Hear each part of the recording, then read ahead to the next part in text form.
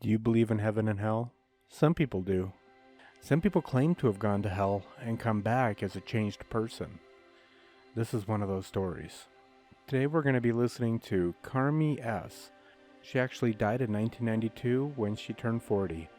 And remember, if you enjoy these stories, please like, subscribe, and share these videos.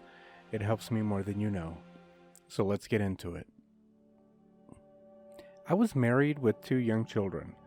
One was a baby, and the other one was 4 years old. At the time, I've been moving around a lot. This is actually the 4th time in 6 years that I had to move. This one was very stressful. I went from New York to Illinois, a long distance away from my family and friends. After a year of renting, my husband and I decided we should get our place for our own. So we searched and found a custom builder in the area to work with us. Having to care for 2 young children and deal with the construction workers all day is very daunting and difficult.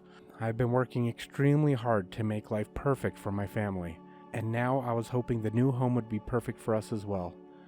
As time went on, I started questioning why I'm trying to make everything so perfect. Was it really worth all that extra effort just because in the end we all die? These thoughts got me wondering about the meaning of life. I wondered what life was really all about. I mean, why are we here? Is there really a God? In my quest for answers, I went to the library and brought home a ton of books on the mysteries of life. I started this huge pile of books just sitting on my kitchen table, and then I started to grow really frustrated. I would probably be dead before coming to any conclusion. I really wanted a deeper understanding what life was all about, so I decided to say a short prayer asking God for enlightenment. The next night I was busy with household chores. I wasn't really focusing on any kind of questions about life. I stepped into the bathroom for a moment to retrieve a towel, and I caught myself in the mirror. Suddenly, I felt a frightening presence in the room directly behind me. It scared me, and my heart started racing. I felt my heart pounding to a point where I thought I was going to die. This sudden fear of death launched me into a realm where I had a life review. This convinced me further that I was dying, or I was dead, as I associated this life review with death and judgment. In this review, I was never shown one kind deed I have done. I was only shown things that were hurtful to others. It's difficult to understand how I could see so much of my life in such a short amount of time, but somehow I did. As the life review round down to the end, I mentally heard a calm male voice. It spoke to me like a doctor does to a patient that has a bad diet, or a teacher helping a student understand the consequences of skipping classes or not completing homework. I believe that this was the voice of God. He asked me 3 questions. His first question was, "Do you understand what's happening to you?" I thought I had died, and this was God speaking to me, so I answered yes. His second question was, "Do you understand the consequences of your sins?" Because I only saw how I was hurting other people, and believing this was God judging me, I answered yes. I assumed I was going to be sent to hell based on this life review. The final question was, "Do you understand you will be eternally separated from your children?" I was astonished when I heard this one because I always wondered whether or not we really do reunite with our loved ones after we die. Now that I knew the answer, I knew I was going to hell. Yet I knew that I could have gone to heaven and spent eternity with my children. I wanted more than anything to return to that earthly realm and be with them again. I thought that wasn't going to happen, so with great sadness I answered the question, yes. As soon as I accepted my fate, I started falling down a black void. I reached out, frantically trying to find something to grab a hold of, but there wasn't anything there. I kept falling deeper and deeper into this darkness. The speed at which I was falling gradually slowed and eventually came to a stop.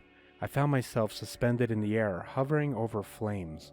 I heard the sound of a soul within the flames screaming in torment. I was scared beyond belief, knowing that I would be dropped into that same place. I was horrified. I called for help. I called for my mother, my husband, a neighbor, but no one was there to hear me. And all I had left was the pain of being separated from my family in a place so awful, it's almost impossible to describe. I was alone and the loneliness was overwhelming. At that moment, I realized how much we really depend on one another. I understood how I might have taken people for granted who were there for me when I needed them. I wanted another chance to show how much I appreciated everybody. So I prayed to God, give me another chance. As I prayed, I saw a tiny pinpoint of light piercing through that darkness. Then there was another and another. Soon there were thousands of these little pinpoints of piercing light. Soon they grew larger and taller, actually taller than any skyscraper I've ever seen. I could see the light spell out the words, Jesus. I looked at this huge display of blazing lights. I wasn't sure what to make of it. I thought, Jesus? What does he have to do with anything? He was probably just a man anyways. Suddenly, an image of a sign that I used to drive past every day on my way home came to mind. The sign read, "Are you saved? Only Jesus saves." I thought about those words for a while and had a feeling that they were important. Now keep in mind, I was raised Catholic and I always lived in Catholic neighborhoods. It would be unusual to hear the expression, "Are you saved? Only Jesus saves." So I did not understand what that question was really asking. I only remembered being taught that Jesus died to open the gates of heaven for all of mankind. I struggled with this for a while. I began to put words together like Jesus, Savior. I thought, Savior for what? For what? Then the whole thing hit me. Jesus, Savior. Oh my, maybe Jesus can save me. So I screamed out, Jesus, save me. All of a sudden, I was pulled up and out of that darkness and into another realm where I felt like a super high-speed computer. I was literally downloading all the answers of life, including the ability to understand complex mathematics. It was as if I had a filter blocking me from the realm where all knowledge exists. And that filter had been removed.